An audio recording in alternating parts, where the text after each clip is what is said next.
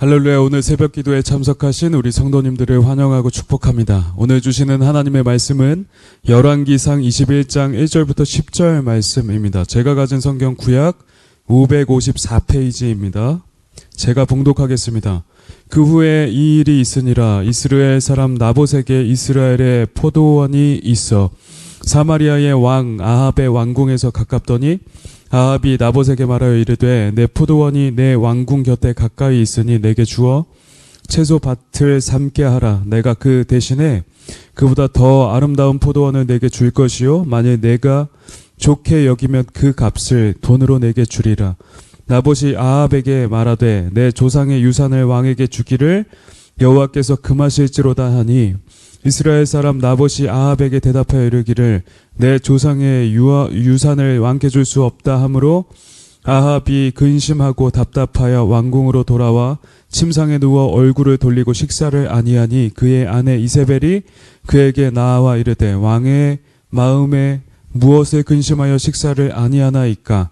왕이 그에게 이르되 내가 이스라엘 사람 나봇에게 말하여 이르기를 내 포도원을 내게 주되 돈으로 바꾸거나 만일 내가 좋아하면 내가 그 대신에 포도원을 내게 주리라 한즉 그가 대답하기를 내가 내 포도원을 내게 주지 아니하겠노라 하기 때문이로다.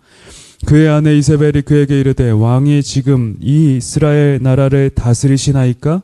일어나 식사를 하시고 마음을 즐겁게 하소서. 내가 이스라엘 사람 나봇의 포도원을 왕께 드리리이다 하고 아합의 이름으로 편지들을 쓰고 그 인을 치고 봉하여 그의 성읍에서 나봇과 함께 사는 장로와 귀족들에게 보내니 그 편지 사연에 이르기를 금식을 선포하고 나봇을 백성 가운데 높이 앉힌 후에 불량자 두 사람을 그의 앞에 마주 앉히고 그에게 대하여 증언하기를 네가 하나님과 왕을 저주하였다 하게 하고 곧 그를 끌고 나가서 돌로 쳐 죽이라 하였더라. 아멘.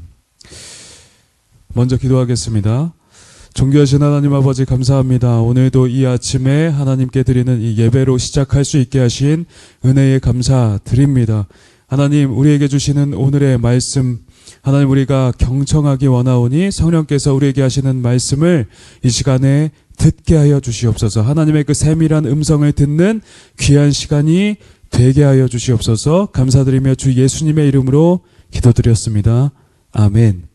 마음의 탐심을 제거하라는 제목으로 하나님의 말씀 전하겠습니다. 오늘의 본문은 그 후에 이 일이 있으니라고 이야기를 시작합니다. 전에 아합과 북이스라엘은 아람과의 두 번의 전쟁이 있었고 하나님은 아합에게 베나닷을 진멸할 기회를 주셨으나 아합은 그의 마음대로 그와 조약을 맺고 풀어주었습니다. 그러므로 하나님은 이 불순종에 대하여 선지자를 보내 아합의 생명으로 베나닷의 생명을 맞바꿀 것이라고 선언하셨죠. 그러자 아합은 이 일로 말미암아 매우 근심하고 답답하여 그의 왕궁으로 돌아갔죠. 오늘 이야기는 이런 일이 있은 후의 이야기를 다루고 있는 것입니다. 아합은 그때의 사마리아의 궁에서 이동하여 이스라엘 별궁으로 이동했습니다. 그런데 그 주변에는 이스라엘 사람 나봇의 포도원이 있었죠. 아합은 그 포도원이 자신이 거주했던 별궁의 주변부에 가까이 있었기 때문에 또 그곳에 채소를 재배하려는 자신의 필요에 의해서 그 포도원을 매우 탐냈습니다. 그러므로 나봇에게 가서 내 포도원을 내게 팔으라고, 나는 너에게 그보다 더 아름다운 포도원을 주겠다고, 또 만약 그 값을 돈으로 받고 싶으면 그렇게 해주겠다고 제안을 했던 것입니다. 그러나 나봇은 아합의 제안을 단호히 거부했습니다. 왜냐하면 여기서 여호와께서 금하실지로다 라고 한 것을 볼 때 그는 여호와의 율법 규정에 따른 이유에서였지요. 이스라엘 나라는 하나님의 명령에 따라서 조상 대대로 내려오는 땅을 반드시 상속해야만 했습니다. 이것은 그 누구도 변경할 수 없었죠. 만약 생계 문제로 그 땅을 팔게 되었다면 희년에 매입자가 땅을 매도자에게 반드시 돌려주어야만 했습니다. 그런데 아합 왕은 이를 무시하고 자신의 그 사욕을 위해서 밭을 영구히 팔으라고 제안한 것이지요. 그러므로 나봇은 매우 합당한 이유를 들어서 이를 단호히 거부했던 것입니다.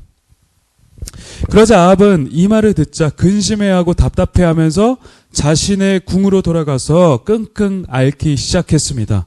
그는 침상에 누워서 얼굴을 돌리고 식사를 금했습니다. 마치 어린아이가 토라져서 땡깡을 부리는 것 같았죠. 그러자 이를 본 그의 아내 이세벨은 왕에게 나아가 그가 앓는 이유를 묻습니다. 왕이여, 무엇을 근심하게 식사를 아니하시나이까?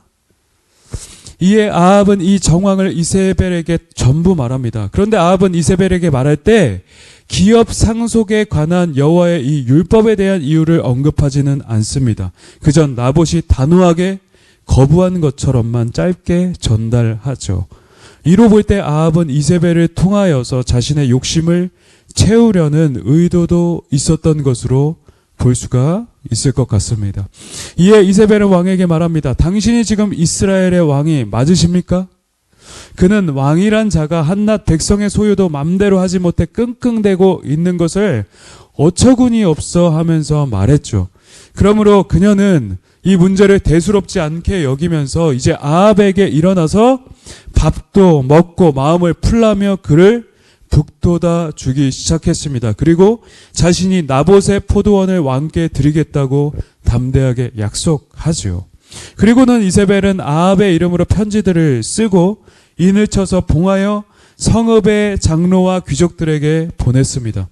이것은 나봇이 스스로 높여 하나님과 왕을 저주했다고 위증함으로써 나봇을 돌로 쳐 죽이고 포도원을 빼앗아 왕께 돌리기 위한 악독한 계책이었습니다. 그러므로 이제 이 일은 시행되었죠. 그리고는 이 가증한 일이 벌어진 것이었습니다. 우리는 이 악독한 일로 말미암아 어떤 교훈을 얻을 수 있을까요? 우리는 우리의 심령 안에 하나님의 법을 넘어서는 어떤 탐욕을 결단코 품어서는 안 된다는 사실을 깨닫게 됩니다.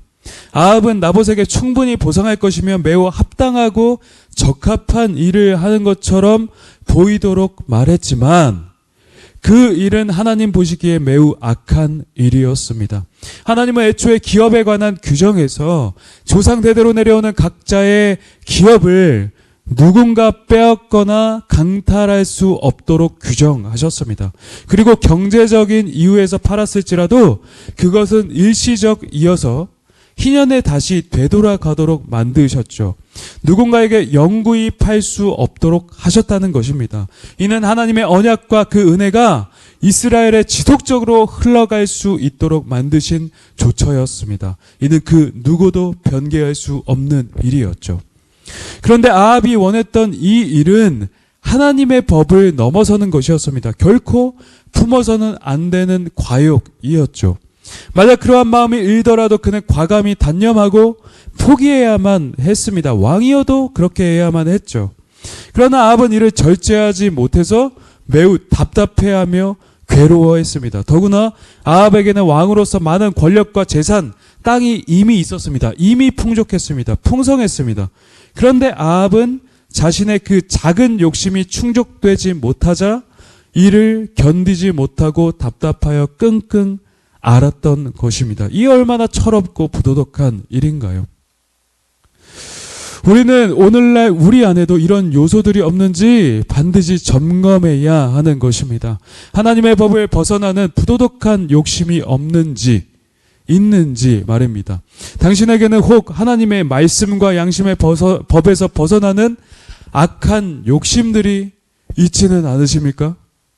분명히 금지된 것이고 해서는 안 되는 것이지만 자신의 그 육적인 욕심들로 인해서 그것을 충족하고자 하는 강한 탐심이 우리의 내면 안에, 내 마음 안에 있지는 않느냐는 말입니다. 그것이 돈에 관한 것이든 성에 관한 것이든 명예에 관한 것이든 어떤 삶의 특정한 분야에 관한 것이든 말입니다. 우리는 우리 내면 안에 존재하는 이런 세상의 정욕과 탐심들을 반드시 찾아서 제거해야만 할 것입니다. 왜냐하면 이러한 탐심을 계속해서 마음에 품고 있다면 이러한 죄의 씨앗들은 알맞은 환경과 여건을 만날 때 반드시 열매 맺게 될 것이기 때문입니다. 우리의 대적이며 영적인 존재인 사탄은 굉장한 지혜와 간교함을 지녔기 때문에 우리의 일거수일투족을 꿰뚫고 있으며 우리의 넘어짐에 대한 전략을 이미 다 세우고 있죠.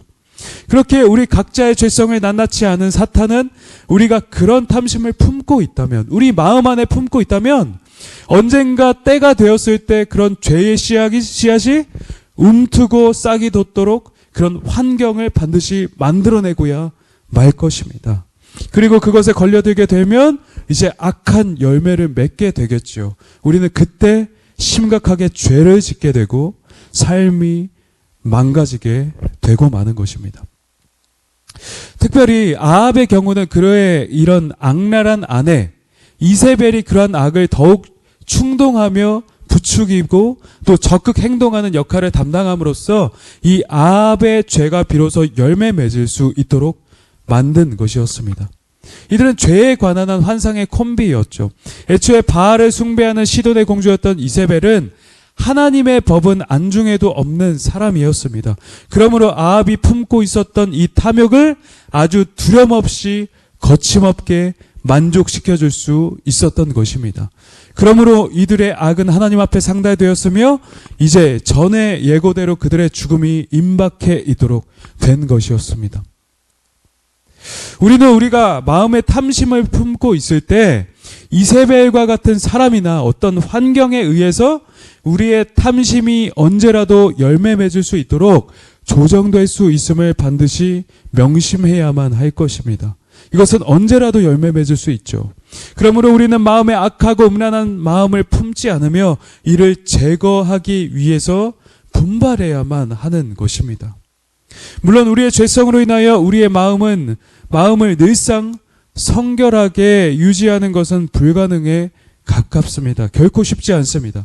하지만 우리는 끊임없이 자기를 부인하며 철저히 이를 지키기 위해서 힘써 싸워야만 하는 것입니다. 그렇지 않으면 순간에 우리의 삶이 돌이킬 수 없는 결과를 맞이하게 될 수도 있기 때문입니다. 오늘날 많은 것을 이뤄놓고도 죄와 탐심으로 인하여 한순간에 삶을 송두리째 무너뜨리는 일들이 얼마나 많이 있는가요? 특별히 수많은 신실했던 하나님의 사람들이 무너지는 것을 볼 때 우리는 얼마나 큰 좌절과 두려움, 자괴감을 느끼게 됩니까? 그러므로 우리는 우리 안에 있는 탐심과 죄악을 반드시 제거해야만 할 것입니다. 소멸해야만 할 것입니다. 왜냐하면 그것을 마음에 품고 있는 것만으로도 언젠간 열매를 맺을 수도 있기 때문입니다. 그러면 구체적으로 우리는 어떻게 제거할 수 있을까요? 이러한 죄악을 이러한 탐심을 어떻게 제거할 수 있을까요? 사실 우리의 의지나 힘은 분명한 한계를 지니고 있습니다. 특별히 죄의 억제에 대한 우리의 힘은 아주 형편없고 무익하죠. 스스로 이겨낼 수 있는 확률은 제로에 가깝습니다. 그러면 우리는 어떻게 해야 될까요? 그저 속수무책으로 당하기만 하면 되는 것일까요? 그렇지 않죠. 우리는 이를 성령님께 종용히 맡겨드리고 또 그분의 능력만을 의지할 때에 완전히 제거하며 이겨낼 수 있게 되는 것입니다. 우리가 100% 그 주권을 맡겨드릴 때만이 주의 성령께서 우리 가운데 일하셔서 우리의 간구에 응답하시고 우리의 탐심의 문제가, 이 죄악의 문제가 제거되도록 해결해 주시는 것입니다. 성령님께 탐심의 제거를 의탁드리십시오. 또한 한 가지 명심할 것은 우리가 이 땅에 사는 날 동안은 우리의 죄성이 결코 완전히 제거될 수 없다는 사실입니다. 우리는 늘상 이를 체험하지 않습니까? 그렇게 우리는 어렵겠지만 사는 날 내내 죄와 탐심에 대하여 경계를 늦추면 안 된다는 사실입니다. 만약 이를 게을리한다면 우리에게서 사라졌던 것 같은, 멀어졌던 것 같은 죄성이 다시는 고개를 쳐들고 나타나 우리를 삼키려 들 것이기 때문입니다. 그러므로 우리는 늘상 탐심을 경계하면서 우리 안에 죄악이 나타나지 않도록 싸우고 평생을 노력해야 하는 것입니다. 이는 몇 번으로 끝나는 싸움이 아니라 평생에 죽을 때까지 싸워야 하는 싸움임을 기억하고 대처해야만 한다는 것입니다. 우리는 야고보서 1장 15절의 말씀을 기억해야만 합니다. 욕심이 잉태한즉 죄를 낳고 죄가 장성한즉 사망을 낳느니라. 아멘. 우리의 마음 가운데의 욕심은 반드시 언젠가 죄를 잉태한다는 사실입니다. 그리고 그 죄는 사망을 낳게 됩니다. 우리는 그 구원받은 백성이기 때문에 영혼의 죽음을 또 맞이할 수는 없겠지만, 이러한 죄를 계속적으로 허용하게 된다면 나중은 신자라 할지라도 사망에 준하는 엄청난 고통이 임하게 될 수도 있다는 이 무서운 사실을 기억해야만 할 것입니다. 죄와 탐심은 참으로 두려운 것입니다. 이는 장성하여서 사망을 낳기 때문입니다.